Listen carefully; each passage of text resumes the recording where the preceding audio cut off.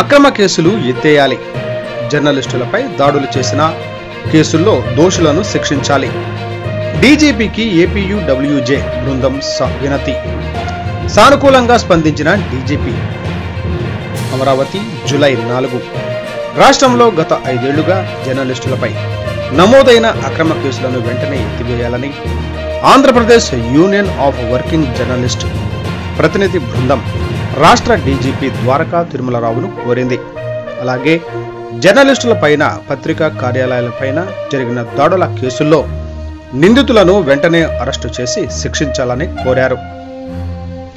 గురువారం సాయంత్రం ఏపీయూడబ్ల్యూజే రాష్ట్ర అధ్యక్షుడు ఐవి సుబ్బారావు, ప్రధాన కార్యదర్శి చందు జనార్దన్ల ఆధ్వర్యంలో ప్రతినిధుల బృందం డీజీపీని తన ఛాంబర్లో కలిసింది. ఈ సందర్భంగా డీజీపీని శాలువా కప్పి బొకే అందజేసి అభినందనలు తెలిపారు. అనంతరం అక్రమ కేసుల వ్యవహారానికి సంబంధించి వినతి పత్రం అందజేశారు. కర్నూలులో ఈనాడు కార్యాలయం పైన, అనంతపురం జిల్లాలో ఆంధ్రజ్యోతి ఫోటోగ్రాఫర్ పైన, తిరుపతిలో జర్నలిస్టులు, ఫోటోగ్రాఫర్ల పైన దాడితో పాటు రాష్ట్రంలో అనేక చోట్ల జర్నలిస్టుల పైన దాడులు చేసిన వాటికి సంబంధించిన కేసుల్లో ఇంతవరకు ఎలాంటి పురోగతి లేకపోవడం చాలా బాధాకరమని ఆయన దృష్టికి తీసుకువెళ్లారు. ఈ కేసుల్లో దోషులను వెంటనే అరెస్టు చేసి శిక్షించే విధంగా చర్యలు తీసుకోవాలని కోరారు. అలాగే జర్నలిస్టుల పైన రాష్ట్ర వ్యాప్తంగా అనేక అక్రమ కేసులు నమోదైన విషయాన్ని కూడా ఆయన దృష్టికి తీసుకువెళ్లారు.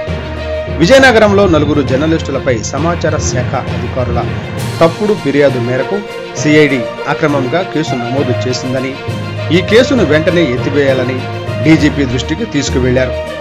సత్యసాయి, అనంతపురం, కర్నూలు, నంద్యాల, తిరుపతి, ప్రకాశం, కృష్ణా, పల్నాడు, మన్యం తదితర జిల్లాల్లో జర్నలిస్టులపై నమోదైన అక్రమ కేసుల విషయాన్ని వారి దృష్టికి తీసుకువెళ్లారు.